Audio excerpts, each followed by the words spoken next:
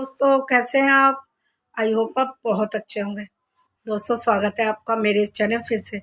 दोस्तों, मैं आज आपके सामने एक नई कहानी लेके फिर से उपस्थित हूँ। कहानी बिल्कुल सत्य है। कहानी दिल्ली शहर की है। दिल्ली शहर में एक परिवार रहता था। उस परिवार में सिर्फ 2 लोग रहते थे। ये दोनों ही नई नई शादी करके यहाँ पर दिल्ली में रहने के लिए आए हुए थे। दोनों ने ही लव मैरिज की थी। बहुत प्यार था दोनों में, एक दूसरे से बहुत प्यार करते थे और दोनों ही काम करते थे। दोनों ही जब जॉब पे चले जाते और घर की बाई रखी हुई थी। घर की बाई सारा घर का काम करती। दोनों जब काम से लौटते तो उनको बाई चाय बना के देती। दोनों बहुत प्यार से चाय पीते और बातें करते और फिर ऐसे करके शाम हो जाती और शाम होने के बाद दोनों खाना खाने के बाद सो जाते। बहुत प्यार से रहते थे, बहुत मौज मस्ती करते थे। इन दोनों को पता ही नहीं चला कि दिन कैसे गुजर गए। काफ़ी दिन बीत गए, लेकिन जैसे जैसे दिन गुजरते हैं, लड़के का नाम राजीव था और लड़की का नाम रमा। राजीव चिड़चिड़ा होता चला गया। ना जाने उसको क्या हो गया था। हर समय रमा से कोई बात पूछती तो वह चिड़चिड़ा होता। पहले तो दोनों में इतना प्यार था, लेकिन जैसे जैसे दिन गुजरते हैं राजीव का रवैया बदल जाता है। कोई भी बात पूछती रमा, वह उसको चिड़चिड़ा के जवाब देता। अच्छे से जवाब न देता। रमा चुप होकर रह जाती, क्योंकि वह उससे बहुत प्यार करती थी। वह सोचती थी कोई बात नहीं, शायद वह मुझसे नाराज है। उनका स्वभाव ही ऐसा हो गया, काम का बोझ है इसीलिए चिड़चिड़ा करते हैं और चिड़चिड़ा के बात करते हैं, लेकिन वह कुछ कभी भी जवाब ना देती। क्या करता है, नौकरानी को भी हटा देता है, क्योंकि रमा की तबीयत खराब होने की वजह से उसने भी नौकरी छोड़ दी थी। वह कहता है कि अब तुम सारा काम करना, हमें नौकरानी की क्या जरूरत है। नौकरानी को भी हटा देता। रमा सारे दिन घर का काम करती, राजीव का ध्यान रखती, उसका टिफिन बनाती, उसके हर बात का ध्यान रखती। लेकिन राजीव का मन बहुत चिड़चिड़ा हो चुका था। ना जाने वह क्या सोचता था, क्यों करता था ये सब। का पता भी नहीं चलता कि वह क्यों ऐसे व्यवहार कर रहा है मुझसे। पहले तो वह मुझसे बहुत प्यार करता था। रमा हमेशा ये सोचती अब क्या होता जा रहा राजीव को। ऐसे करके काफ़ी दिन गुजरते। एक दिन रमा कहती है, सुनो मैंने बहुत पढ़ाई की है, मैं क्यों ना अपना ट्यूशन शुरू कर दूँ, और मैंने बात कर भी ली है। तो राजीव कहता है, अब तुम मुझसे बता रही हो, जब तुमने बात कर ली है तो अब मुझसे पूछने क्या फ़ायदा। दीदी मेरा बताना फ़र्ज है। मैं तुमसे बता रही हूँ कि मैंने एक 2-3 ट्यूशन के लिए मैंने बच्चे देख लिए हैं। अब मैं उनको पढ़ाना शुरू कर दूँगी। राजीव कहता है जो दिल करे वो करो, और वह गुस्से में चला जाता है। टिफ़िन लेकर ऑफिस जाने के बाद फिर उसका एक स्टूडेंट आता है।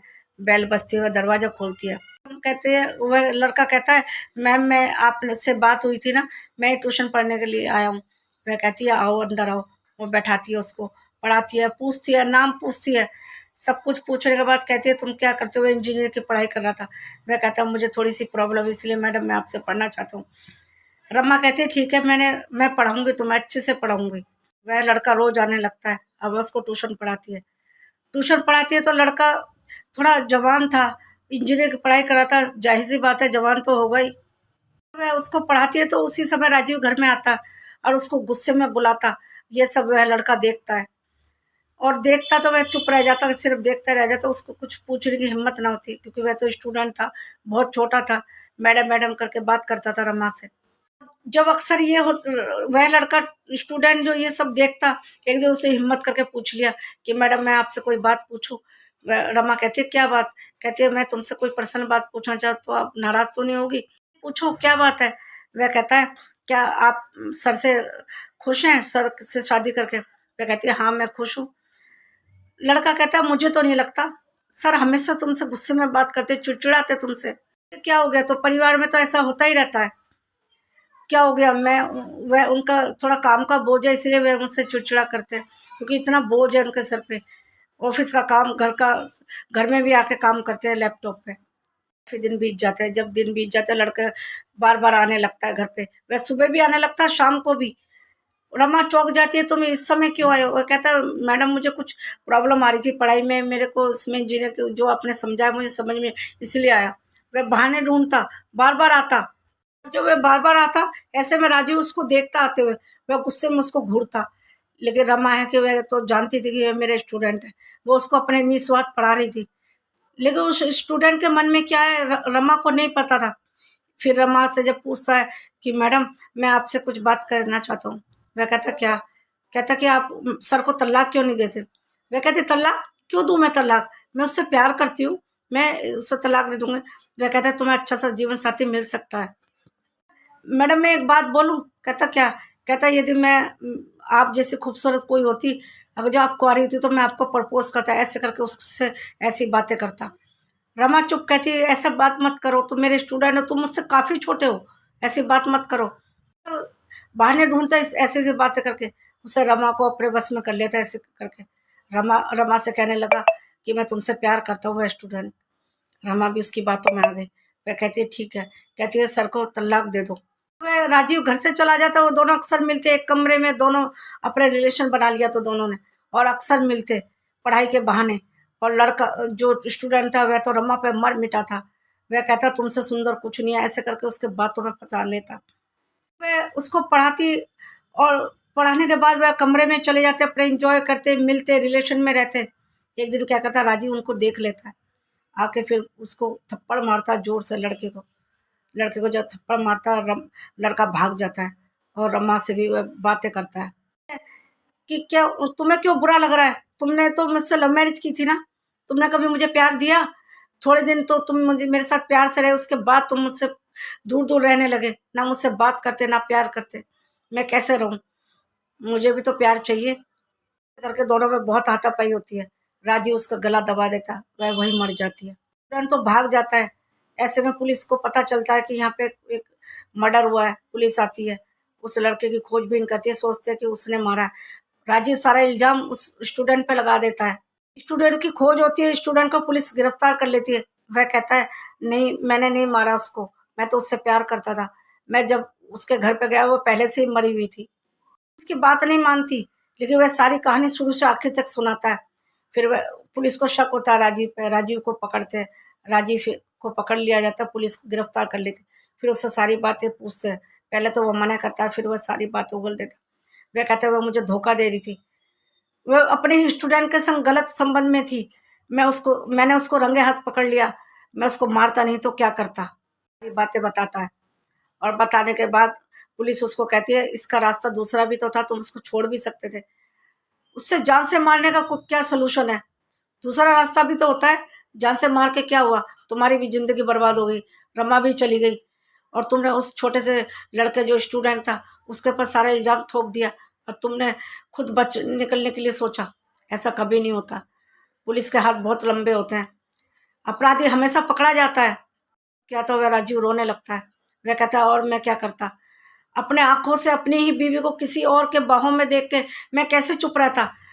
मैं गुस्से काबू से बाहर हो गया, गुस्सा मेरे को इतना आया, मैं अपने कंट्रोल में न रह सका और मैंने रमा को जान से मार दिया। एक परिवार हमेशा के लिए खत्म हो गया। रमा मर गई और राजीव हमेशा के लिए जेल चला गया। पूरी कहानी खत्म हो गई, प्यार की सारी कहानी खत्म हो गई। यहाँ पे क्या हुआ? राजीव की गलती क्या थी? राजीव उससे क्यों चिड़चिड़ाता था? काम का बोझ तो हर किसी पे होता है, लेकिन ये क्या कि तुम अपने घर वालों पे गुस्सा करो, उसके साथ चिड़चिड़ा व्यवहार करो। काम का बोझ हर किसी पे होता है, औरतें भी काम करती हैं। मेरा ये कहानी सुनाने का मकसद सिर्फ ये है, माना राजीव थोड़ा चिड़चिड़ा स्वभाव का था, गलत था, लेकिन रमा ने क्या किया? अपने ही स्टूडेंट के साथ संबंध बना लिए। यदि राजीव गलत था तो रमा उसको छोड़ भी सकती थी, उससे नाता तोड़ के कहीं अपने घर भी जा सकती थी, अपने मायके भी जा सकती थी। लेकिन उसने क्या किया? अपने स्टूडेंट से संबंध बना लिया। राजीव की और रमा की लव मैरिज हुई थी। यदि वह ये कहती कि तुम मुझसे ऐसा व्यवहार करते हो मैं रूठ के चली जाऊंगी, शायद राजीव सुधर सकता था। लेकिन तुमने क्या किया? एक स्टूडेंट से अपना संबंध बना लिए। बहुत से रास्ते हैं, लेकिन ये कोई रास्ता नहीं है कि तुम अपने से इतने छोटे लड़के के साथ जो स्टूडेंट है तुम्हारा उसके संग संबंध बना लो। ये कोई रास्ता नहीं है। ऐसा ही होता रहा है। कोई औरत किसी लड़के को पढ़ा रही है, संबंध बना लेगी तो कौन अपने बच्चों को पढ़ाना चाहेगा? और कोई आदमी अगर जो किसी लड़की को पढ़ाए वो भी संबंध बना ले तो कौन पढ़ाएगा? कौन किसको पढ़ाएगा? कोई नहीं पढ़ा पाएगा। ऐसा तो नहीं होता औरत औरत लेडीज लेडीज को पढ़ाए, आदमी आदमी को पढ़ाए, ऐसा कभी नहीं होता। ऐसा एक आध मिल जाता है, लेकिन अक्सर ऐसा ही होता है कि स्टूडेंट के टीचर जो होते हैं जेंट्स भी होते हैं, लेडीज भी होते हैं, कोई भी हो सकता है, लेकिन ऐसे संबंध ना बनाए। ये बहुत पवित्र चीज है। पढ़ाई में यदि पाप करने लगे तो फिर दुनिया कौन किस पे विश्वास करेगा? यदि पढ़ाएं किसी को तो बहुत पुण्य का काम है, और यदि हम पैसों के लिए पढ़ाते तो भी उसमें गलत भावना ना लाए। यदि हम पैसों के लिए पढ़ाएं या कोई पैसों के लिए पढ़ाए, यह भी बहुत पुण्य का काम है। इस पुण्य में पाप ना करें। मेरी सबसे यही विनती है। प्यार करने के लिए बहुत से जगह है। पढ़ाई के समय में प्यार को ना लाएं।